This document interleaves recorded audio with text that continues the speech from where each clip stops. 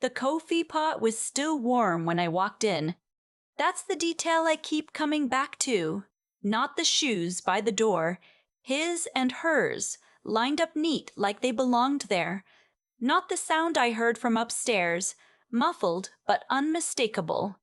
The coffee pot, still warm, which meant she'd been there long enough to make herself at home in my kitchen. I had driven 4 hours from Charlotte. My firm's quarterly review had ended a day early. The senior partner's flight to London got moved up, so we wrapped by noon instead of Friday evening. I texted my husband from the highway. He didn't respond, which wasn't unusual. He was a landscape architect, always on sites where reception was spotty. I stopped at the Trader Joe's off the exit, picked up salmon and those crackers he liked, thought about whether we had lemon. I was thinking about dinner. That is what I want you to understand. I was thinking about what to make for dinner. I set the grocery bags on the counter. I saw the second coffee mug in the drying rack, still damp.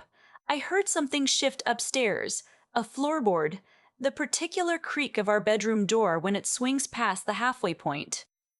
I stood very still.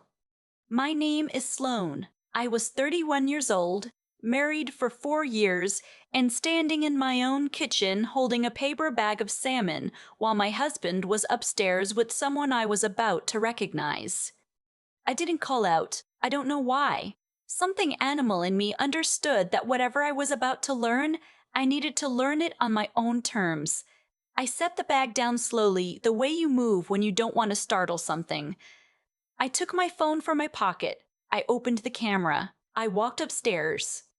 The door was open 6 inches, just 6. Enough. I pressed record before I looked. I made myself hold the phone steady. I watched the screen instead of the room. That helped. That small square of screen made it feel like something happening to someone else, somewhere far away, even as I heard his voice say her name, and the name he said was not a stranger's. It was my cousin's name. Not my best friend, not a co-worker, my cousin, the one who had been a bridesmaid at our wedding, the one who had sat across from me at my grandmother's kitchen table every Thanksgiving for 26 years. I recorded 43 seconds. Then I walked back downstairs, picked up my grocery bag, got in my car, and drove to the Marriott on the edge of town. I checked in under my own name. I sat on the edge of the hotel bed and stared at the wall for a long time. Then I called my options office because I had missed an appointment the week before for a reason I had been avoiding thinking about too directly. The nurse confirmed what I already suspected. I was 7 weeks along. I did not sleep that night. I lay in that hotel room and I thought about what it means to build a life with someone. The way you hand them things, your routines, your small shames, your family, your future. The way you stop protecting certain parts of yourself because you've decided you don't need to anymore. I had handed him all of it. I had handed him my cousin. I did not tell him I knew. Not that night, not the next morning when I came home and he was in the kitchen acting normal, asking how the review went, whether I was hungry. I sat across from him at the breakfast table and I watched his face and I thought, you have no idea what I have on my phone right now. That thought was the only thing that felt solid. I went to my OB appointment alone the following week. I sat in the waiting room with a magazine I didn't read. When they called my name and I went into the exam room and the doctor came in, she was a woman I'd seen twice before, warm, efficient, the kind of doctor who remembers details. She looked at my chart, and then she looked at me, and she asked if everything was okay at home. I said yes. She paused. You seem like you're carrying something heavy. I almost told her everything right there. Instead, I asked her to walk me through my options, all of them. She did. She was careful and thorough, and she didn't push in any direction, and when I left, I sat in my car in the parking deck for 20 minutes before I could drive. The thing that nobody tells you, Or maybe they do tell you and you don't understand it until you're sitting in that parking deck, is that the decision isn't really one decision. It's 100 smaller ones, made in the space of a few days, each one shifting the weight around until you figure out what you can actually carry. I thought about what it would mean to raise a child with him as the father. I thought about co-parenting schedules and custody agreements and school pickups, and him standing next to my cousin at every birthday party for the next 18 years. I thought about a child growing up inside a lie I hadn't chosen. I made my decision. I scheduled the procedure. The clinic was on the north side of the city, one I'd found through my doctor's referral network. I checked in at the front desk, and a medical assistant took me to a room and told me the physician would be in shortly. I changed into a gown. I sat on the paper-covered table and looked at the ceiling. The door opened. The physician walked in, reviewing my chart, head down, and said my name as a question, the way doctors do when they're confirming. Then she looked up. I don't know how long we both just stood there. 2, maybe 3 seconds, but it felt like something stretched out of shape. I recognized her the same moment she recognized me. My husband had a younger sister, 6 years his junior, who had gone to medical school in Boston and done her residency in Philadelphia and rarely came home for holidays.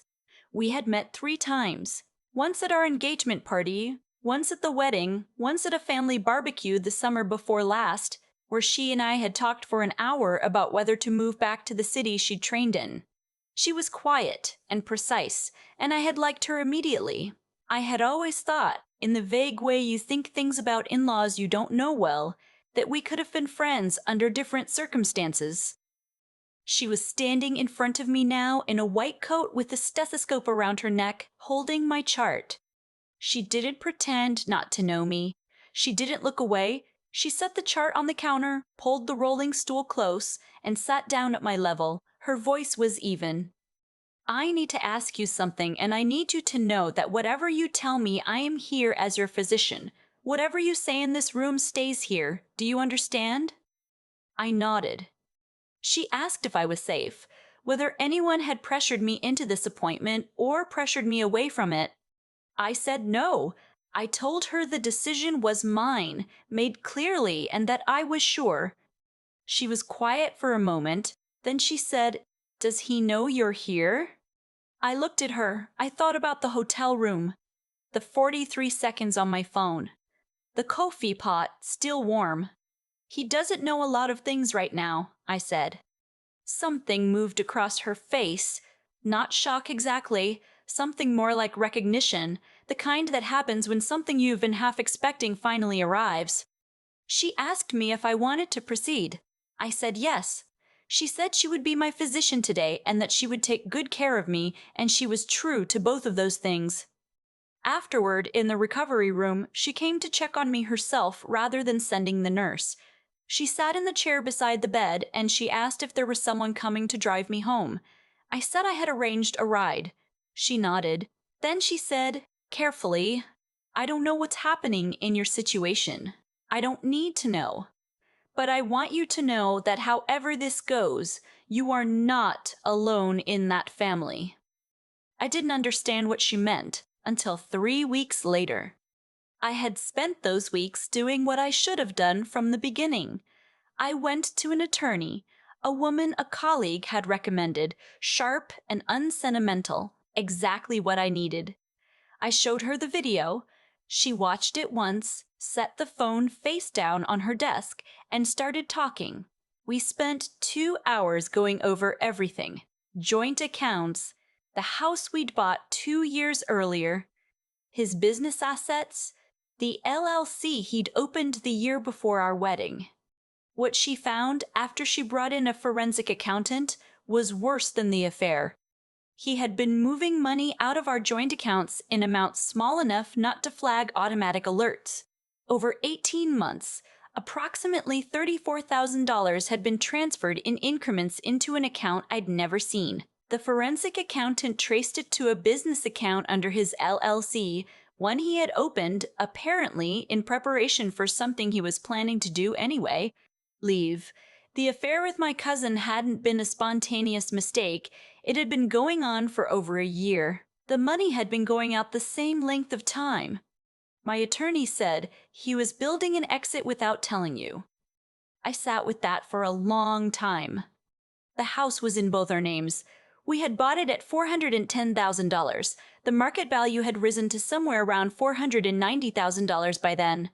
The attorney said I had strong grounds. She said the financial deception, documented, combined with the video evidence of the affair, gave me significant leverage in negotiation.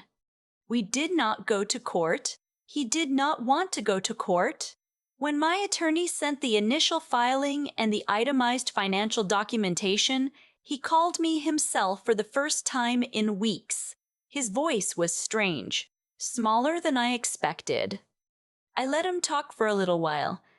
Then I told him that my attorney would be handling all further communication, and I hung up. What I didn't know until several days later was what had happened on his end of the family. His sister had called him. I don't know exactly what she said. I know she called because she told me herself later in a text message she sent after the divorce was finalized when she reached out to ask if she could call me. I said yes. She told me she had called him the week after she saw me at the clinic. That she hadn't said anything specific, hadn't violated anything, but that she had told him plainly that she knew he was making choices that were going to hurt people and that she was not going to pretend she didn't know. She told him he needed to be honest. She told him that whatever happened next, she was not going to stand in the way of someone else's justice to protect him. He didn't listen, of course. He hired his own attorney and tried to negotiate the financial piece down. The forensic accountant's documentation made that difficult. In the end, I received the house, the majority of our joint savings restored, and a settlement for the amount he had transferred out. It took 7 months. It was not easy. There were days in the middle of it when I sat in the living room of the house I was keeping and I wondered what exactly I was trying to preserve. I called my mother more than I had in years. I went to therapy every Thursday. I ran in the mornings because it was the only hour of the day when my brain would quiet down. My cousin never called me, not once, through any of it. I had to sit with that too. The specific grief of losing someone you'd assumed was permanent. Someone who had access to your whole history. She knew the year my parents separated. She knew the name of the dog I had when I was 8. She had stood 6 feet away from me in a church and promised to show up for my marriage. That loss was a different shape than the loss of the marriage, smaller in some ways, heavier in others. The divorce was finalized on a Tuesday in November. My attorney called me that afternoon and I sat on the back steps of the house in a coat, listening to her read through the final summary, watching a cardinal land on the fence post and then leave again. I had closed the joint accounts the same week I retained the attorney. I had opened new accounts, changed the passwords on everything, updated the emergency contact on my work benefits. I had done all of it alone, methodically, the way you pack a bag when you've decided to leave somewhere and you know you're not coming back. He moved out. I stayed. I painted the living room a different color. Not out of spite, exactly, but because I wanted the room to look like mine when I sat in it. His sister and I text occasionally now, not often. She moved back to the city last spring, and once, when I was there for a work conference, we had coffee. We sat in a place near her apartment and talked about things that had nothing to do with him for most of an hour. At the end, she said, "I hope you know I don't regret anything I did." I told her I knew. I told her I was grateful, not because she'd done me a favor, but because she'd done the harder thing. The thing that costs you something. She nodded. She understood exactly what I meant. I drove home from that city the long way, through the mountains, because I had the time and the weather was clear and I wanted to watch the light come down on the ridgeline the way it does on a late afternoon in October when the leaves are at peak color and the sky is that specific blue that you only get after the first cold front of the season. I stopped at an overlook and stood outside the car for a few minutes. The valley below was a whole quilt of red and orange and the occasional stubborn green. I had not eaten since breakfast. I was slightly tired. I was okay. I got back in the car and I drove home. There's a moment I keep returning to, not the one you'd expect. Not the shoes by the door, not the 43 seconds of video, not the forensic accountant's spreadsheet laid out on a conference table with $34,000 circled in red. The moment I keep returning to is a coffee pot, still warm, because that's where it started. Not with betrayal, but with an ordinary object that told me something was wrong before I was ready to hear it. I've thought a lot about what it takes to survive something like this with yourself intact, not just legally, not just financially, but intact in the way that actually matters. The way where you can stand at a mountain, overlook an October, and feel something real instead of just going through motions. The first thing I learned is that clarity is not the same as coldness. When I walked back down those stairs and picked up my grocery bag and drove to that Marriott, I wasn't being cold, I was being precise. There's a difference. Cold is when you stop caring about what's true. Precise is when you care so much about truth that you refuse to act until you understand the full shape of it. My attorney was precise. The forensic accountant was precise. And quietly, in a way I didn't fully understand until later, his sister was precise. She saw what was happening and she made a choice based on what was actually right rather than what was easiest for her family. That distinction between what is right and what is comfortable is the one I come back to most often now. His sister could have stayed out of it. Nobody would have blamed her. She had built a whole life at a careful distance from her brother's choices. But she sat down across from me in that exam room and she asked the honest questions. And later she made the harder call. She didn't do it for me. She did it because she had decided, somewhere along the way, that her own integrity was not something she was willing to trade. I want to be that kind of person. I think I always did. But it's easier to want it in the abstract than to know what it actually costs. The second thing I learned is that understanding your situation clearly is itself a form of power. Not the power to control what someone else does, but the power to stop being surprised by it. The moment I retained an attorney and handed over everything I documented, I stopped being a person things were happening to. That shift, from passenger to driver, doesn't come from anger. It comes from taking the time to understand exactly where you are before you decide where to go. And then there's the third thing, which is harder to name. It's the part that happens after the divorce is finalized, after the house is repainted, after the legal fees are paid and the new accounts are open and the paperwork is all filed in a folder you never want to look at again.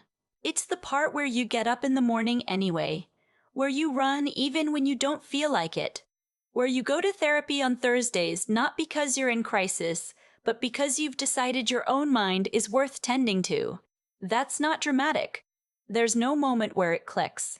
It's just the accumulation of small choices to keep going, and to keep going as yourself, not as a diminished version of yourself that learned to expect less. His sister texted me after everything was settled. She said she didn't regret what she did. I told her I knew. I meant it. Some things are worth the cost. Knowing who you are is one of them.